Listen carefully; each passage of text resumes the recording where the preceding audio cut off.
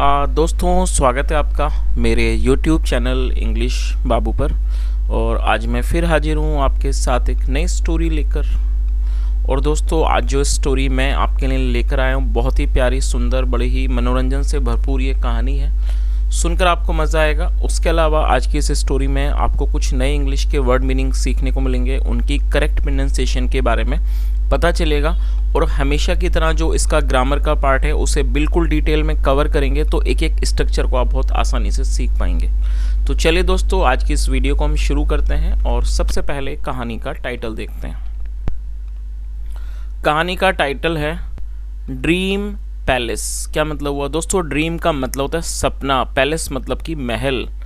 Dream palace मतलब कि सपनों का, या कह सकते हैं सपने का महल। तो दोस्तों ये आज की इस कहानी का टाइटल है, शीर्षक है। और अब मैं इसे पढ़ना शुरू करता हूँ। आपसे रिक्वेस्ट है कहानी को बिल्कुल ध्यान से सुने, और यदि पॉसिबल हो तो आप जो नए वर्ड मीनिंग आपको मिले आप उन्हें नोट करें। उसके अलावा दोस्तों यदि आपको वीडियो अच्छी लगे तो आप इसे लाइक भी ज़रूर करें। तो चलिए इसको शुरू करते हैं। King Krishnadeva Raya was fast asleep. क्या मतलब हुआ दोस्तों? ये जो वाक्य है ये सिंपल पास्ट का वाक्य है। सिंपल पास्ट का मतलब होता है जब हम पास्ट में कोई ऐसा वाक्य बनाते हैं जहां वॉज या वर्ब का प्रयोग हेल्पिंग वर्ब के रूप में किया जाता है, साथ में नाउन या एडजेक्टिव को लेकर वाक्य बनाया जाता है। उसके अलावा दोस्तों मैं चाहूँगा आप इस वर्ड को नोट कर लीजिए। मैं आपको बता रहा हूँ क्योंकि ये एक इंपॉर्टेंट वर्ड है, ASLEEP। अस्लीप एडजेक्टिव है जिसका मतलब होता है सोया हुआ। तो इस पूरी लाइन का क्या अर्थ हुआ? King Krishnadeva Raya was fast asleep, मतलब कि किंग राजा कृष्णदेव राय गहरी नींद में सोए हुए थे। फास्ट अस्लीप का मतलब है गहरी नींद में सोए हुए होना। And he was smiling because he was having a wonderful dream. क्या मतलब हुआ? And he was smiling. दोस्तों ये पास्ट कॉन्टिन्यूस का वाक्य है जहाँ पर वॉज वर्ब के साथ फोर्थ फॉर्म का प्रयोग किया जाता है। स्माइल मतलब मुस्कुराना, एंड और ही वॉज स्माइलिंग, वह मुस्कुरा रहे थे। क्योंकि, बिकॉज मतलब क्योंकि, he was having a wonderful dream. Wonderful का मतलब अद्भुत, क्योंकि वो एक अद्भुत सपना देख रहे थे।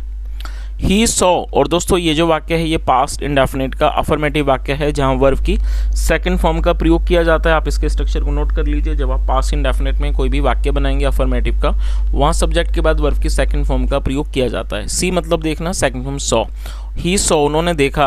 अ वास्ट मतलब एक बहुत बड़ा, ग्लिटरिंग पैलेस एक चमकता हुआ महल, विच सीम्ड मतलब कि जो प्रतीत हो रहा था, सी मतलब लगना, प्रतीत होना।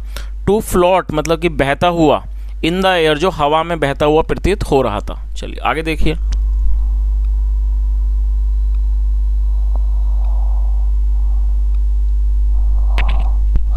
ही awoke still happy and full of memories of his dream. और दोस्तों अवेक मतलब उठना, जागना, सेकंड फॉर्म अवोक। ही अवोक मतलब वो जाग गए।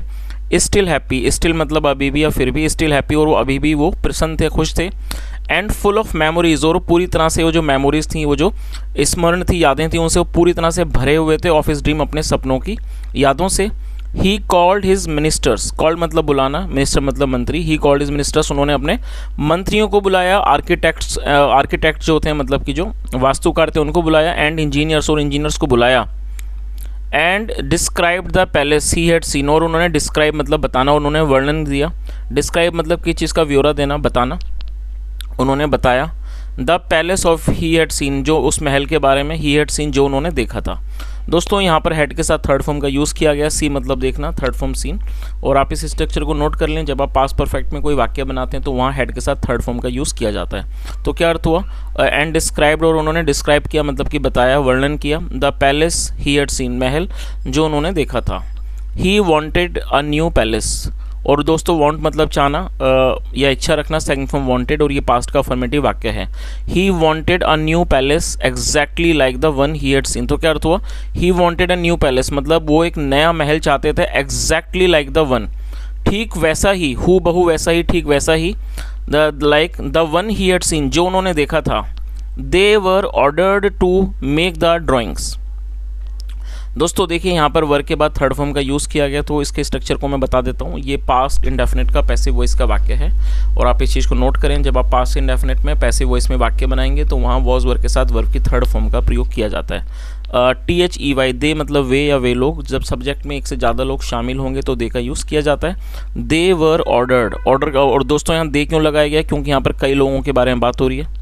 दे वर ऑर्डर्ड मतलब कि उनको आदेश दिया गया, टू मेक बनाने का, द ड्राइंग ड्राइंग बनाने का, सो दैट ताकि वर्क ऑन इट जो कि जो काम है इस पर, माइट स्टार्ट ताकि जो इसके ऊपर जो काम है वो शुरू हो सके। अ ह्यूज रिवॉर्ड वॉज अनाउंस्ड, और दोस्तों ये भी देखिए पास्ट इंडेफिनिट का ही पैसिव वॉइस का वाक्य है, क्योंकि यहाँ पर वॉज के साथ थर्ड फॉर्म का यूज़ किया गया। और वॉज लगाने का कारण क्या है, क्योंकि जो हमारा सब्जेक्ट है वो है अ ह्यूज रिवॉर्ड, रिवॉर्ड सब्जेक्ट है और ये सिंगुलर नाउन है। जब सब्जेक्ट सिंगुलर नाउन होगा तो वॉज का यूज़ किया जाएगा, और ह्यूज मतलब बहुत बड़ा, विशाल। A huge reward was announced मतलब एक बहुत जो बड़ा इनाम था उसकी घोषणा की गई। टू दोज उन लोगों के लिए, हु हेल्प्ड जो मदद करेंगे, मेक द राइट डिज़ाइन एक सही डिज़ाइन बनाने में, and build the dream palace और इस सपनों के महल को बनाने में। चलिए आगे देखिए।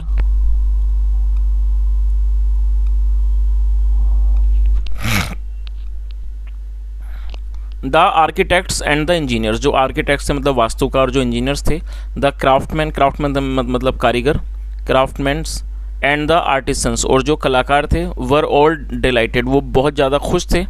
The ministers could not say anything, जो मिनिस्टर से कुड नॉट से एनीथिंग वो कुछ भी नहीं कह पाए, बट लेकिन दे न्यू वो जानते थे, और दोस्तों नो मतलब जानना है, सेकंड फॉर्म न्यू, और ये पास्ट का अफर्मेटिव वाक्य है। बट दे न्यू लेकिन वो जानते थे, दैट दिस क्रेजी प्रोजेक्ट की ये जो क्रेजी प्रोजेक्ट है मतलब जो पागलपन का ये जो प्रोजेक्ट है, of the Kings would, of the king मतलब राजा का, वुड एम्प्टी वो खाली कर देगा, द ट्रेजरी, ट्रेजरी मतलब खजाने को, कंप्लीटली पूरी तरह से। तो इस पूरी लाइन का क्या अर्थ हुआ कि जो इंजीनियर वगैरह जो थे वो क्राफ्टमैन वगैरह वो सब बड़े खुश थे, लेकिन जो मंत्री थे वो कुछ भी नहीं कह पाए, क्योंकि वो जानते थे कि ये जो एक जो क्रेजी प्रोजेक्ट है मतलब एक जो पागलपन वाला जो प्रोजेक्ट है राजा का, वो खजाने को पूरी तरह से खाली कर देगा।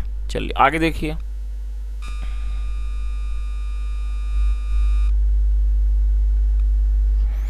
How were they to run the kingdom, और वो किस तरह से किंगडम को, राज्य को चलाएंगे। How could they fight Wars, और वो किस तरह से जो वॉर्स हैं, युद्ध हैं, उनको कैसे लड़ेंगे। पे द सोल्जर सिपाहियों को पैसे देंगे। एंड मेंटेन और बनाए रखेंगे द आर्मी, आर्मी को मतलब फौज को, एंड द कॉमर्स और इस और व्यापार को। बट दे डेयर्ड नॉट, लेकिन उन्हें हिम्मत नहीं थी, not dared not say anything कुछ भी कहने की, in front of the king, लेकिन उनमें राजा के सामने कुछ भी कहने की हिम्मत नहीं थी।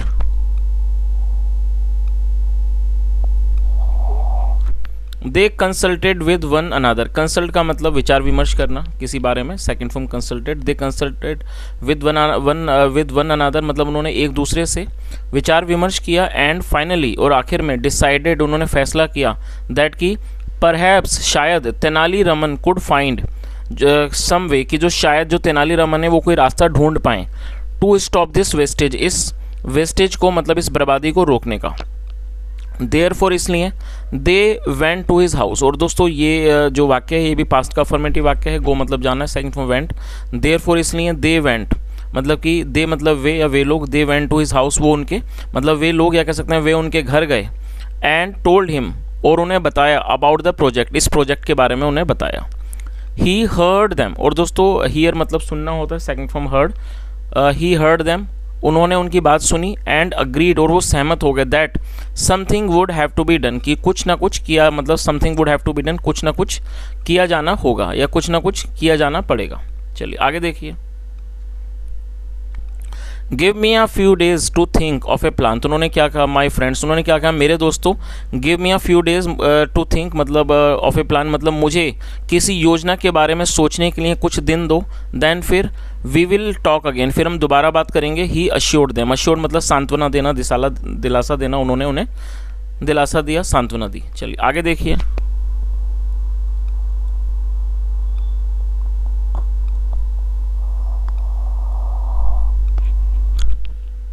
A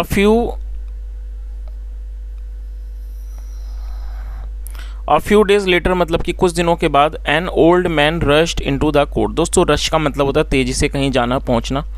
एक जो बूढ़ा आदमी था rushed into the court वो दौड़ता हुआ दरबार में आया। crying for help मतलब कि मदद के लिए चिल्लाता हुआ। The king sat up, sit मतलब बैठना, second form sat. The king sat up in surprise, जो राजा थे वो हैरानी में बैठ गए। Who are you my dear, मतलब मेरे प्यारे आप कौन हो, मेरे मित्र मतलब मेरे प्रिय आप कौन हो। And what do you want, और आप क्या चाहते हो, आस्क्ड द किंग, राजा ने पूछा। ओ सर श्रीमान, माई नेम इज़ त्रिविक्रमा, मेरा नाम उसने क्या कहा कि सर मेरा नाम त्रिविक्रमा है। I live in a village near by. दोस्तों ये जो वाक्य है ये प्रेजेंट इंडेफिनिट का अफर्मेटिव वाक्य है, और मैं चाहूँगा आप इसके स्ट्रक्चर को नोट कर लें। जब हम कोई भी प्रेजेंट इंडेफिनिट में अफर्मेटिव का वाक्य बनाते हैं तो वहाँ सब्जेक्ट के बाद वर्ब की फर्स्ट फॉर्म का प्रयोग किया जाता है, और यदि subject I we you they या प्लूरल होगा तब आपको फर्स्ट फॉर्म का यूज़ करना है, जैसा यहाँ किया गया है। और यदि सब्जेक्ट ही शी इट और सिंगुलर नाउन होगा तब आपको वहाँ पर सिंगुलर नाउन के साथ फिफ्थ फॉर्म का यूज़ करना होगा। तो यहाँ रूल के अकॉर्डिंगली आई के साथ फर्स्ट फॉर्म का यूज़ किया गया। लिव मतलब रहना, निवास करना, तो उसने क्या कहा, I live in a village मतलब मैं एक गाँव में रहता हूँ, नियर बाय मतलब मैं एक नज़दीकी गाँव में रहता हूँ। I have been robbed by the state. दोस्तों ये जो वाक्य है देखिए यहाँ हैव बीन के साथ थर्ड फॉर्म का यूज़ किया गया, तो आप इसे नोट कर लीजिए। ये प्रेजेंट परफेक्ट का पैसिव वॉइस का वाक्य है। जब आप प्रेजेंट परफेक्ट में पैसिव वॉइस में कोई वाक्य बनाएंगे तो वहाँ हैज़ बीन या हैव बीन के साथ वर्ब की थर्ड फॉर्म का यूज़ किया जाता है। रॉब का मतलब होता है लूटना, थर्ड फॉर्म है रॉब्ड, ROBBED। तो क्या अर्थ हुआ, उसने क्या आगे कहा, I have been robbed by the state मतलब मुझे राज्य के द्वारा लूटा गया है। ऑल दैट आई ओन्ड, जो भी मेरे पास था, ऑन मतलब किसी के पास कुछ होना, ऑल दैट आई ओन जो भी मेरे पास था, इज़ लॉस्ट वो मैंने खो दिया है, गंवा दिया है। गॉन चला गया है, स्टोलन चुरा लिया गया है, बाय द स्टेट राज्य के द्वारा। माई वाइफ एंड चिल्ड्रन मतलब मेरी पत्नी और बच्चे, ऑन द रोड सड़क पर हैं। You must help me sir, श्रीमान आप मेरी मदद अवश्य करिए। और दोस्तों मस्ट का प्रयोग किसी आवश्यक सलाह को दर्शाने के लिए क्या किया जाता है, तो क्या अर्थ हुआ, you must help me sir, श्रीमान आप अवश्य मेरी मदद करें। टोल्ड द ओल्ड मैन बूढ़े आदमी ने बताया। टेल मी मुझे बताओ, हु द करप्ट अधिकारीज आर। और दोस्तों करप्ट मतलब भ्रष्ट, और हु का मतलब कौन, जो कि एक रिलेटिव प्रोनाउन है जिसका प्रयोग रेफरेंस के लिए किया जाता है। तो उसने क्या कहा राजा ने, टेल मी मुझे बताओ, हु द करप्ट अधिकारीज आर मतलब कौन वो भ्रष्ट अधिकारी हैं। नेम देम उनका नाम बताओ। ऑर्डर्ड द किंग राजा ने आदेश दिया। चलिए आगे देखिए, सर श्रीमान अलोंग विद द अधिकारीज मतलब कि अधिकारियों के साथ, और फिर वो चुप हो गया। The man sad hesitantly, hesitantly मतलब झिझकते हुए, जो आदमी था उसने झिझकते हुए कहा। एंड स्टॉप्ड और वो रुक गया। हु वॉज विद दैम उनके साथ कौन था। टेल मी एवरीथिंग क्लियरली मुझे सब कुछ साफ साफ बताओ। क्लियरली मतलब साफ साफ। द किंग डिमांडेड राजा ने मांग की, डिमांड मतलब मांग करना, second from demand. The king demanded राजा ने मांग की। आगे देखिए, सर श्रीमान I had a dreadful dream last night. तो उसने कहा कि सर मैंने कोई एक बहुत बुरा सपना देखा था पिछली रात।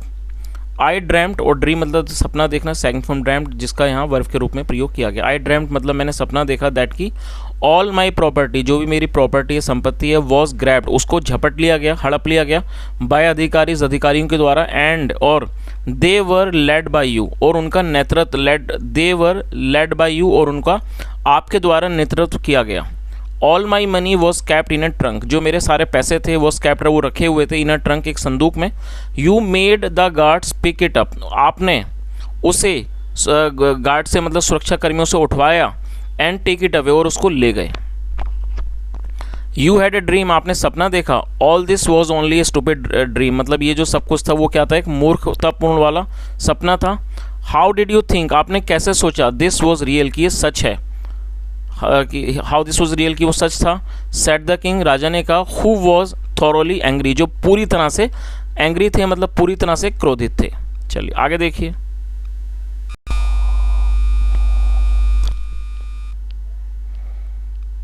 यस सर हाँ श्रीमान, बट लेकिन if a dream palace can be real तो उसने क्या कहा कि यदि कोई ड्रीम पैलेस मतलब कि सपनों का जो महल है कैन बी रियल वो वास्तविक हो सकता है, पर शायद माई हॉरिड ड्रीम जो मेरा ये जो डरावना सपना है will also turn out to be real वो भी शायद सच हो जाएगा।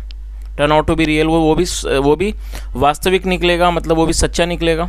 Set the old man humbly, humbly मतलब विनम्रता से, मतलब बूढ़े आदमी ने विनम्रता से कहा। You believe in your dream don't you sir मतलब you believe in your dream मतलब डोंट यू सर उसने क्या कहा कि आप अपने सपने में भरोसा रखते हो, विश्वास करते हो। डोंट यू सर क्या आप ऐसा नहीं करते श्रीमान। द किंग वॉज स्पीचलेस और दोस्तों स्पीचलेस एडजेक्टिव है जिसका मतलब है अवाक रह जाना, ऐसी स्थिति जब व्यक्ति के पास कहने के लिए कुछ भी ना बचे उसे स्पीचलेस कहा जाता है, जो कि एक एडजेक्टिव है। द किंग वॉज स्पीचलेस, जो राजा थे वो जो अवाक हो गए। एज ही रियलाइज, जैसा कि उन्हें महसूस हुआ, द स्टूपिडिटी, मूर्खता, of his on dream palace, अपने खुद की जो ड्रीम पैलेस की मतलब जो सपनों के महल की जो मूर्खता थी उसका उन्हें एहसास हुआ, इसलिए वो क्या अवाक हो गए। एज ही वॉज, जैसा उन्होंने देखा, Tenali Raman took off his beard, और टेक ऑफ मतलब उतार देना, सेकंड फ्रॉम टुक ऑफ, जो तेनाली रमन थे टुक ऑफ हिज बियर्ड, उन्होंने अपनी दाढ़ी को उतार दिया। एंड स्टूड अप स्ट्रेट, और वो सीधे खड़े हो गए। द किंग अंडरस्टूड, जो राजा थे वो समझ गए, हिज ट्रिक, उनकी चाल को। नाउ अब, ही सेड, उन्होंने कहा, नो न्यू पैलेस, कोई भी नया महल वुड बी बिल्ट, उसे बनाया जाएगा। उन्होंने क्या कहा, he said no new palace would be built. और दोस्तों ये जो वाक्य है ये भी हमारा फ्यूचर इंडेफिनिट का पैसिव वॉइस का वाक्य है, जहाँ पर वुड बी के साथ वर्ब की थर्ड फॉर्म लगाई जाती है। आप इसकी स्पेलिंग को नोट कर लीजिए, BUILT।